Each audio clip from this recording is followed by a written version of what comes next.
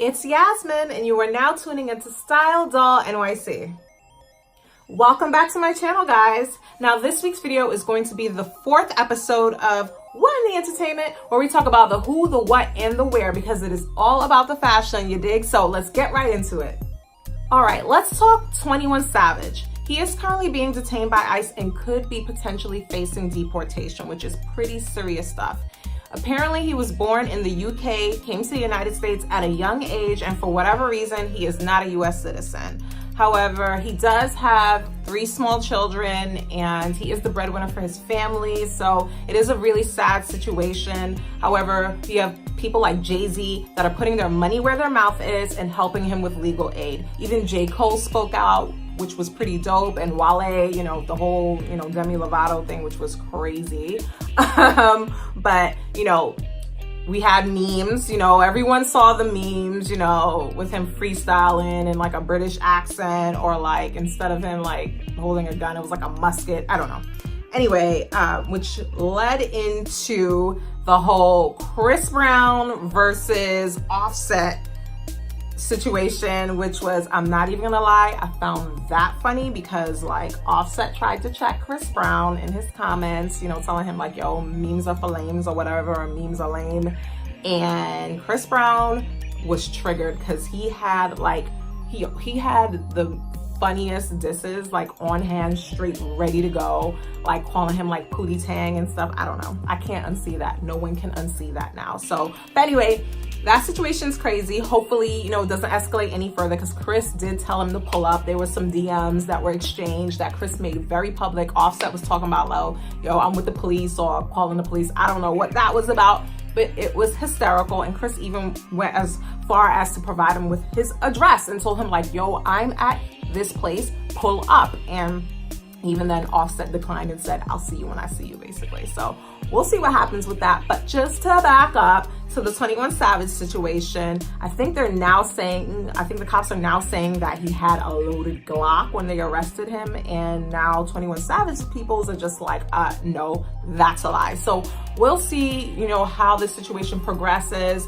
I really hope that it does work out for the best for him, because, anyone from the Caribbean or anyone that is not from the United States knows how serious deportation is. Like, deportation is a no joke. And from what I understand, his family, he does have family in the UK, but most of his family's from Dominica. I believe that's where his mother's from. So, I think that's a really tough situation to be in, especially if you've only lived in one place your whole life. So, we did have Joey Badass speak out and say that he feels like the hip hop community is being targeted right now. And if you think about it, yeah, there have been a lot of arrests, such as Tekashi. We know all about that, crazy. We had Lil Baby get arrested the other day. Blueface got arrested. So, there could potentially be a crackdown happening, but we'll just have to keep an eye on the situation and monitor it. Up next, let's talk the Going Bad video that was released yesterday. And I don't know if you've had a chance to check it out or not yet, but the video is fire. Both Meek and Drake are dressed so well. They look so mature, and the glow up is real. And there's this really symbolic scene in the video where they're literally driving full speed at one another, and boom, they crash, and they're in Maybachs. Pretty dramatic, right? And I think there's some symbolism behind that, because I think that it does represent the end of their beef. They were going so hard at one another, and suddenly their issues are over. And I'm just so happy that they were able to come together and end that and give us some more fire tracks, because as I've mentioned before, Rico was my song. So I'm so happy that they're gonna get together again and make music. And I don't know if you know or not, but Meek's Motivation Tour is kicking off, and he will be playing Hammerstein Ballroom in New York City. So be sure to look into whether he is visiting your city or not, which is the perfect segue into the 3 freestyles that Nicki Minaj dropped this week, in which one of them is Barbie Going Bad, which is a cover of Going Bad. And she is definitely sending shots to Meek and Drake in that song. She's definitely subbing them. So listen to that. She released 2 other songs. One is Barbie Drip, which is a cover of Drip Too Hard by Gunna and Lil Baby. And she also did Bust Down Barbiana, which is a cover of Blueface's Bust Down Tatiana. These songs are all available via Audio Mac. I do not believe that you can stream them on Spotify, Apple Music, or Tidal. I think it's only via Audio Mac. So be sure to check that out if you want to give it a listen. At the end of Barbie Going Bad, Nicki is literally just speaking her mind, and she's talking about she's having sex 4 times a day. She's getting ready to go on tour in Europe with Juice WRLD, and she also alludes to the fact that she may have another album ready to go, in which that would be pretty interesting because Queen literally just came out in August, so that would mean that there would be less than a year between her albums. So she did say that she's not ready to release it, in which that's why she's doing these freestyles, I guess, just to keep her name buzzing.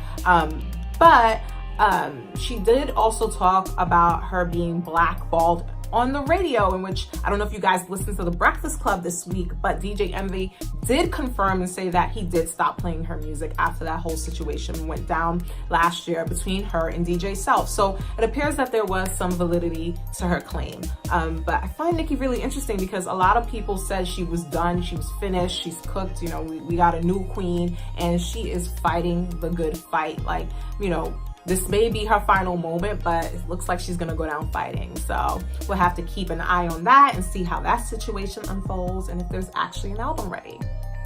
All right, let's talk about what I've been watching. So I have been going on a bit of a Netflix binge in the last couple of weeks. It's cold outside in New York and I'm not really trying to be doing too much outside. So I've been, scrolling through Netflix to see what's available to watch.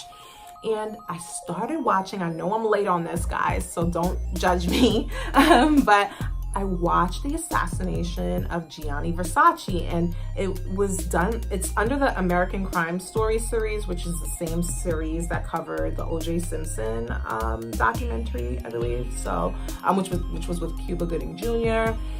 And I gotta tell you, it was so good. At the beginning, I was a bit confused as to what was going on because it sort of starts backwards and goes through time in that order and kind of ends in the present. Not this present moment, but the present of which the show starts, if that makes sense. But if you are into crime stories or crime television, if you're an ID channel person, you would definitely be into the assassination of Gianni Versace. I kept chewing my sister's ear off about it until she watched it, and she liked it too, so definitely check it out.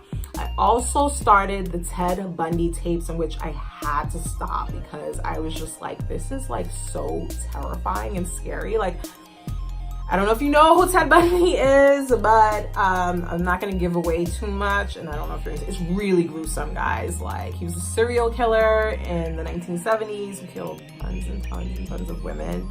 And it just really uncovers how much he was able to elude law enforcement, which is terrifying. And I'm assuming there's a lot of things or policies that are in place because of him. So if you haven't had a chance to check it out, I recommend it. I'm actually not finished with it yet because I'm terrified.